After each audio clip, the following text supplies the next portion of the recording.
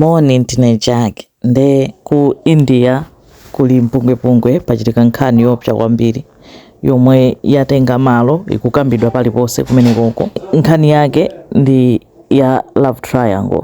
I don't know, I think nthawi yathu yachepa sikhala yokwanira chakumwa ndi ticheze. Bambo uyu dzina lake ndi Saurabh Rajput, anayi zaka 29. Anakwatirana ndi mayi uyu dzina lake Muskun. Anthu anali ochoka ku India, amakhala ku India. Atakwatirana mu 2016, mosakhalitsa anaberekerana mwana.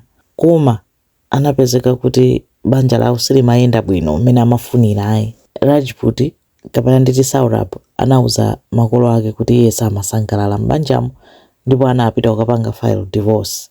Koma makolo ake anakhala naye pansi kumuyankhula kumpempha kuti yayi usamusiye yayi, kunena kuti zinali against culture yawo, kunena kuti apange divorce. Kuli bwino apeze njira akambirane mpaka na akhazikike.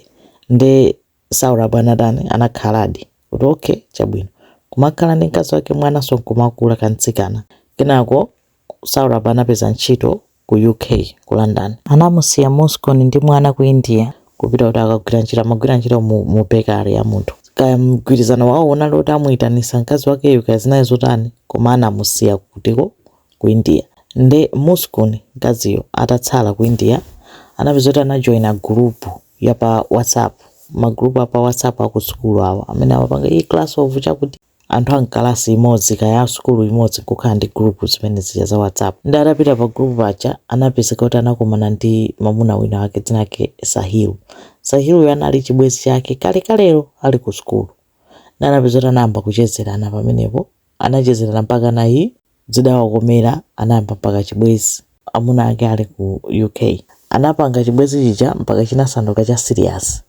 Mpaka na Muskun kwamba kuganiza kuti kuli bwino asiyane ndi mwamuna wake. Koma kusiyana kwake kaya chifukwa chani sanafune kupanga divorce. Anayamba mpanga convince Sahil chakunena kuti tipeze njira yonena kuti titani tizangomupha Saurabh. Saurabh nthawi imeneyo alipita kugwira ntchito kuti akugwira ntchito banja lake, kugwira ntchito mkazi wake. Nde Sahil amakayikira sana lishuwa, koma alifo chonena kuti penanso mutu wake makanga tika umaenda bwanja. Zomwe anapanga Muskun kuti ampange convince akuti Sahil yo amayi yake analota namwalira kalekale ndi amasowa amakhala odandaula za imfa ya amayi yake.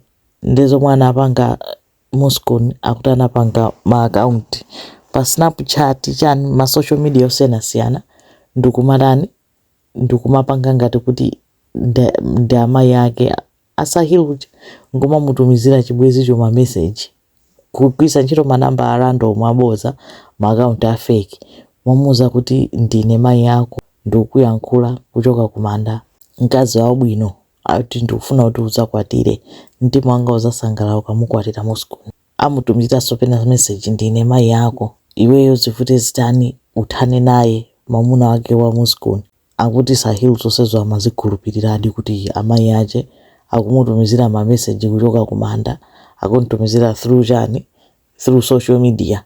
Ndiyo chamazikhulupirira ndo amayi anga akuvomereza kuti uyu ndi mkazi wabwino, ndi kuti ndithani ndi ndani ndi mwamuna wake. Komanso akuti Sahil chibwezi icho amakhulupirira kwambiri za matsenga, kwambiri za usatana za chani olo mnyumba mwake mojambula zodabwisa. Anali ndi zipembedzo zake zomwe amazidziwa yekha, ndipo anamuyambisaso Muskun uja. Onse anali zikhulupiriro zawo zosadziwika bwino. Nde mu February munali birthday ya mwana wake wa Saurabh ndi Muskun. Saurabh ananena kuti andibwera kuchoka ku UK kunena kuti ndifuna zamuone mwana tizasangalalire limodzi yani birthday. Ndeyi Muskun anati yayi bwerani chani ngati zabwinobwino. Makolo ake a Saurabh wonse kudzoti akubwera Saurabh aliyese kukhala usangalala. Saurabh anapita amachita communicate ndi abale ake kuti ndikuona ni tsiku lakuti. Inali birthday ya mwana, anapanga celebrate, panali video amavina iyeyo Saurabh uyo mwana wake ndi mkazi wake zabwinobwino, koma samadziwa olo pang'ono kunoti mkazi wake ali ndi chibwezi olo kuti maplani ake ndi otani. Ati mu February Muskun anakagula mankhwala ena ake ngati poison, anamuyikira mu chakudya Saurabh, koma Saurabh sanafe, anapeza kuti anangogona tulo kwa nthawi yayitali. Iye khata adzidzimuka ankadabwa kuti sinthu zoti ndachita kugona choncho bwanji, sanafe nazo. Ndi anakagula mankhwala ena pa 4 March anapita anamutani anamumwesanso mankhwala aja, samadziwa amamuyikira mchakudya. After kunena kuti anthu asangalala mamuna wabwera ochokera ku London koma osazoti mkazi wake akumpangira ziwembu. Ndi atamudyesa mankhwala amene ulendo umene pa 4 March anakhala ngati wakomoka. Muskuni nkumuyitana Sahilu kupita kumene kujali yayi mwambo wake kuyenera kumupha ndiweyo. Ndi anagwirira limodzi mpeni ndi kumbaya katatu pa mtima ali chikomokere fa cha mankhwala amene anampatsawo. Apa atatha pamenepo anamudula mikono, anamudula mutu, anamudula zodabwitsa. Atagula drum anayikamo concrete kusungunula simenti mmenemo, nkutenga ziwalo zina kuziponya mu simenti muja. Akuti Sahilu anatenga mutu wake ndi manja Saurabu kupita nawo kai ku nyumba kwake. Ata amakapanga mwambo wake wa matsenga kumeneko. After tsiku anabwerera naye nkukayikaso mutu uja ndi manja mujani mu concrete, ziwalo zina anakataya. Atachoka pamenepo anatengana awiri kupita kukasangalala. Pali video ndithu atapita ku dansi. Atachoka ku dansi anapita ku malo ena ake azipembedzo zawo, basi mangoyenda kunjoya ngati kuti palibe chinthu choopsa chimene apanga. Sono abale ake Saurabu anamba udabuda Saurabu wachoka ku London koma mpaka lero sanabwera usationa patatha wiki. Kwesera kumuimbira phone samayankha phone koma amalandira ma message kuti kumuimbira usayankha koma atumiza message ngati kuti ali busy. Ndili busy ndikuimbira nibe iwo acha nanga samayembekeza zoti akumane naye mwana wachoka kunja. Kenako kumuimbira phone Muskuni amayankha phone, iye ali busy mwakuti ndi kenako analandiraso message ndikumana nanu ndikuimbirani musadandaule ndachokapo kai. Akayang'ana Facebook yake akupeza kuti akuposita zithunzi ngati kuti anapita out ndi mkazi wake, koma zithunzizo zinali kuti zinatengedwa asanaphedwe. Amayika zonsezo ndi mkazi wake faila na ndi access ya phone kufuna kuwapanga anthu kuti aziona ngati kuti ndize zabwinobwino wangotanganidwa. Komano makolo ake Saurabu ndi mchimwene wake anaona kuti china chake sichili right. Anapita kukanena upolisi kuti ife sitikumvetsetsa, akuti doja kwambiri nzima iyo. Mbale wathu tikamuimbira phone sakumatiyankha phone, akumayankha message pakukhala ngati china chake sichili right.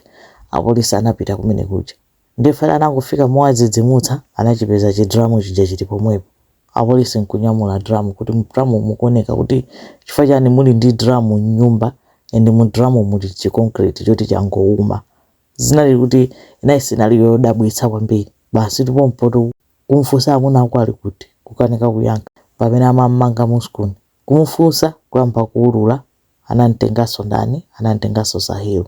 Nene nkhani yone yoti yachuka yaopsa anthu osati masewera kuti ku India chifukwa choti atatsegula ndi kugamula chiconcrete chija zinali mu dramu pamene apeza manja, kupeza mutu, kupita ku nyumba kwa Sahilu kukapeza zimasaini zonse zawo za matsenga zomwe amapangazo zosamveka bwino kuti amapanga kuti akupanga chani. Ndi awamanga anachita kuwalanditsa apolisi chifukwa choti anthu amafuna kuwakanganirana. Ndi makolo ake Saurabu akuchonderera kunena kuti anthu awawa mwapase ma death sentence, sakuyenera kukhala moyo after zomwe ampangazo. Ndi ku India kuli death sentence. Olo makolo ake Muskuni mayiyo ndokwiya kwambiri noti iwo unali pa banja labwinobwino, mwamuna wako amapangira chilichonse chokapangira zimenezo ndi chani. Ndi nkhani yoti ili nkamwa ku Indiako love triangle yake mamongo musiya mwamuna anali kali kutali akanatha kungomutumizira message kuti zatha ndakusiya, koma kuchita kumudikirira kumunyengerera kuti abwerere kumeneko cholinga choti azampange chiwembu. Imene ndi nkhani ya Saurabu ndi Muskuni ndi Sahilu yomwe kupangika ku India. Zikomo kwambiri.